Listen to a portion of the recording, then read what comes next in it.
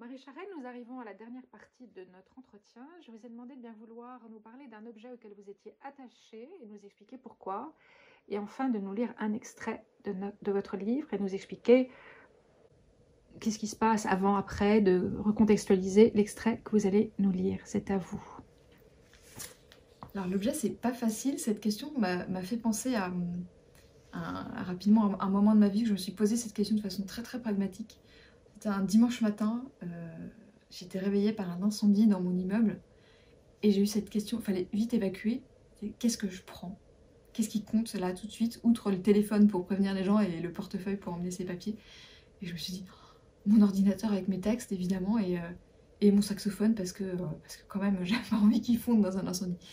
Euh, mais Donc vous êtes fait, saxo, vous jouez du saxo? Oui, beaucoup moins depuis que je vis à Paris, parce que dans les petits appartements parisiens c'est un peu plus compliqué. Mais c'est moins sympa pour les voisins, voilà. c'est ça? Mais c'était vraiment les deux choses en fait, de façon très très prosaïque. Mon ordinateur, c'est parce que tous mes textes et toute ma vie sont dedans, et mon saxophone. Et si on est un peu moins dans les incendies, j'ai pas vraiment d'objet, et c'est pas totalement un objet, mais je me dis finalement ce qui compte le plus aussi dans mon écriture, c'est d'avoir une fenêtre en fait. Une fenêtre, c'est d'avoir une fenêtre pas loin pour regarder le ciel. Ça peut pas être assez...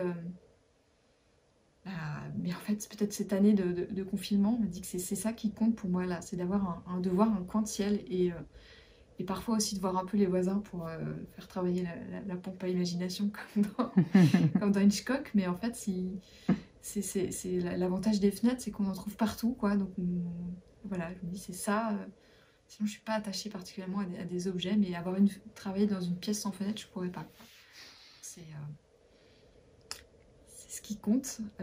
Et si je dois lire un extrait du livre, j'ai envie de lire ce moment où, et plutôt au début des Danseurs de l'Aube, qui est celui où Lucas, qui est le personnage contemporain, qui est donc à Hambourg et qui écume les cabarets pour partir sur les traces de Sylvine Rubinstein, son idole, pour essayer de voir les endroits où il dansait, si ça a changé, s'il se retrouve un peu de cette ambiance-là, et qui par hasard un soir tombe sur une danseuse qui va devenir son amie et son âme sœur après. Et donc ça, c'est l'extrait où il la voit danser pour la première fois.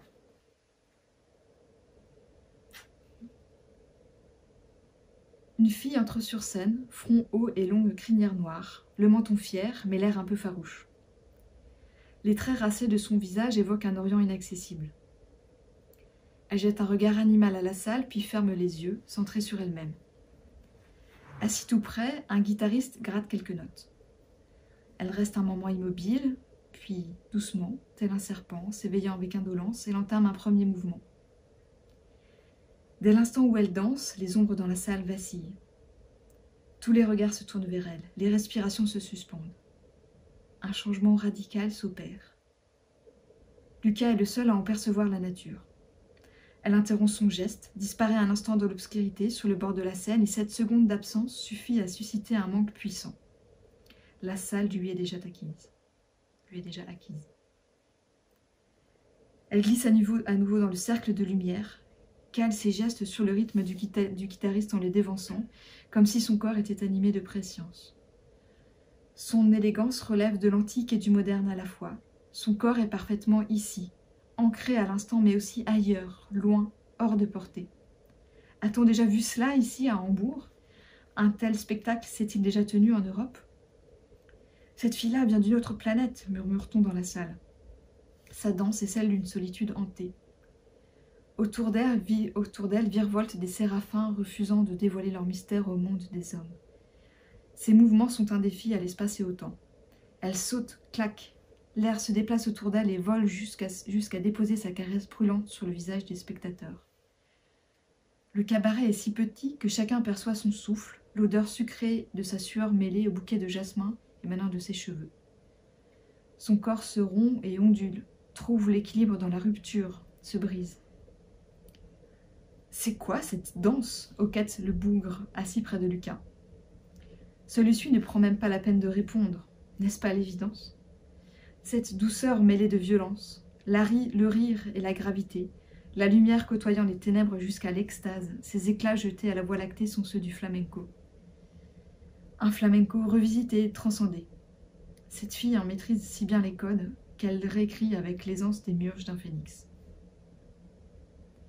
Une autre séquence débute, plus joyeuse, et voilà que la fille du Martins repart sur un rythme différent. Un tic passe sur ses lèvres, le mouvement de ses pieds va crescendo, instaurant un suspense. Une tension secoue sa tignasse sombre et soudain, une certitude agite la salle, le monde va s'effondrer. La terre va s'ouvrir sur le corps de l'Almé et chaque personne ici présente se jettera sur scène pour plonger avec elle. Cette fille a le duende, constate Lucas. Ce pouvoir a l'essence même du flamenco sur lequel personne n'est capable de mettre de mots. Merci beaucoup.